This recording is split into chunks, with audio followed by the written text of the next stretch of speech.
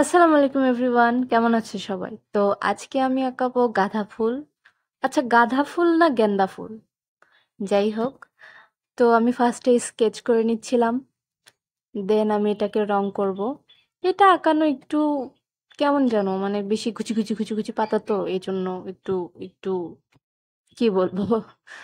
তো আমি রং করা শুরু করে দিয়েছি। তো ফার্স্টে আমি ইয়েলো কালারটা দিয়েছি, তারপর আমি অরেঞ্জ কালারটা দিব। অরেঞ্জ কালারটা ফার্স্টে দেওয়ার পর একটু হালকা হয়ে গিয়েছিল, তো আমি ২-৩ বার অ্যাপ্লাই করেছি অরেঞ্জ কালার। দেন আমি পাতাগুলো রং করে নিব, গ্রিন কালার দেব। তো আমার পাতাও রং করা শেষ। এখন আমি এটার উপর জাস্ট আউটলাইনটা করে নিব। এখানে অরেঞ্জ কালার আমি আরেকবার অ্যাপ্লাই করেছি যেহেতু কম হয়েছিল।